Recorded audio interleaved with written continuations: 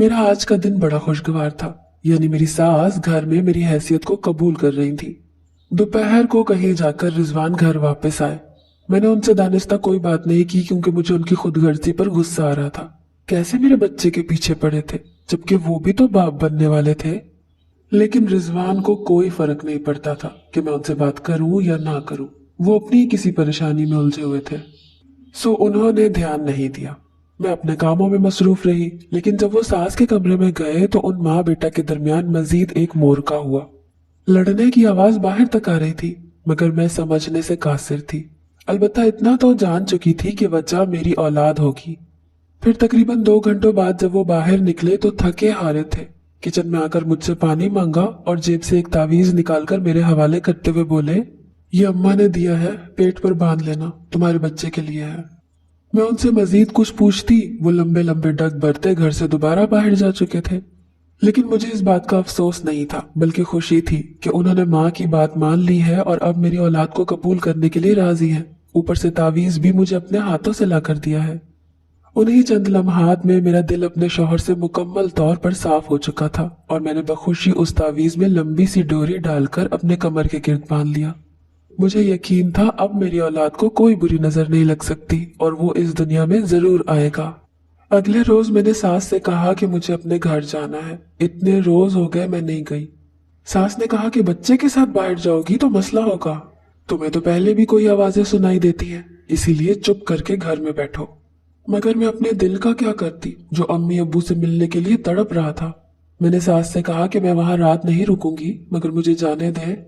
सास ने कहा अच्छा ठीक है, हम कल चलेंगे। सुबह 6 बजे तैयार रहना और 12 से पहले वापस आ जाएंगे।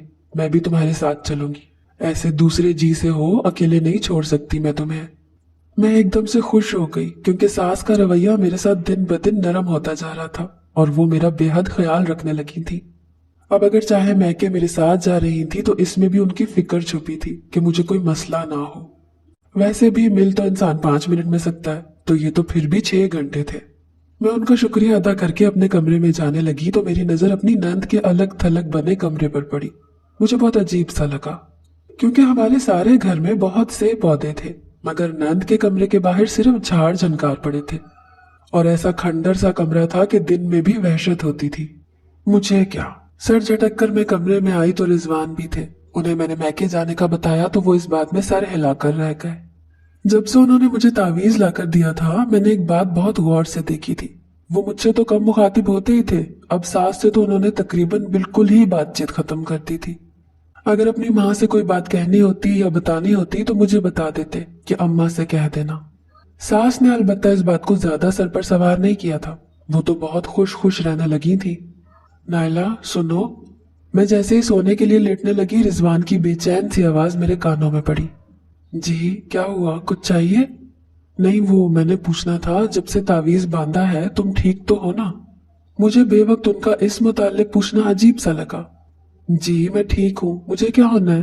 मैंने सवाल पर सवाल किया। नहीं, वो आवाजें आती थी ना तुम्हें, कोई फर्क पड़ा? अब की बार मैंने नफी में सर हिलाया और बोली नहीं, वो तो अब भी आती हैं, फर्क तो कोई नहीं पड़ा। यही बात अम्मा से की थी तो उन्होंने बोल दिया कि इस तावीज का यही फायदा है कि आवाजें वगैरह शायद तुम्हें सुनाई देती रहे, लेकिन उसका बच्चे पर कोई असर नहीं होगा, वो महफूज रहेगा। ये तावीज फायदे का है। मैंने उन्हें तफसील से आगाह किया। अच्छा तुम ऐसा करो, ये निकाल दो, मैं तुम्हें दूसरा ला दूंगा जिससे तुम्हें भी कोई ख्वामखा की आवाज सुनाई नहीं देगी। मैंने गौर किया तो रिजवान मुझे बेचैन नजर आए। वो किसी बात से बेहद परेशान थे। नहीं रिजवान, कोई मसला नहीं, अम्मा ने मेरे लिए बेहतर ही सोचा होगा। वैसे भी जो आवाजें मुझे आती हैं वो कोई खौफनाक नहीं होती, बस इंसानों की होती हैं जिसमें वो इंतजार की खौफ से हल्का हल्का बोल रहे होते हैं। ज्यादा तो कोई मसला नहीं होता। मैंने अपने तौर पर उन्हें पुरसकून करना चाहा और वो अच्छा कहकर लेट भी गए, लेकिन सच भी यही था कि एक दिन भी मुझे उन आवाजों से बिल्कुल भी डर नहीं लगा था और वैसे भी अब तो आदत हो गई थी। अगले रोज मैं जल्द ही तैयार हो गई और सास के साथ मैं मैके चली गई। वहां खुशगवार अंदाज में बातें वगैरह की। अम्मी और अब्बू दोनों ही मुझे खुश देखकर मुतमईन हो गए, मगर 12 बजे हम वापस भी आ गए, जिसकी वजह सास ने यही बताई कि जिन भूत दोपहर को निकलते हैं, सो तुम्हारी हालत के पेश नजर एहतियात कर रही हूँ। मैं तो पहले ही मुतमईन थी, सो पुरसकून होकर इस बात में सर हिला दिया। मुझे घर छोड़कर सास किसी जरूरी काम से बाहर चली गई। रिजवान भी घर में नहीं थे। मैं पहले तो जाकर कमरे में सो गई, मगर कुछ ही देर बाद अजीब सी घबराहट से मेरी आंख खुल गई। मुझे यूं लगा गोया मेरे पेट में आग लगी है और मेरा बच्चा तड़प रहा है। एसी में सोने के बावजूद मेरे पसीने छूट चुके थे। मैं बड़ी मुश्किल से अपनी जगह से उठकर किचन तक गई और पूरा जग पानी का पी लिया, मगर जो आग मेरे अंदर लगी थी वो बुझ के ही नहीं दे रही थी। एकदम से मेरे जहन में ख्याल आया, कहीं बाहर जाने से कोई असर तो नहीं हो गया? अगर हुआ भी हो तो फिर मैं क्या करूंगी? लेकिन ये तावीज भी तो बंधा है पेट पर, फिर असर क्यों? मैंने काफी दिमाग लड़ाया, मगर मेरा दिमाग कुछ भी नहीं समझ पा रहा था।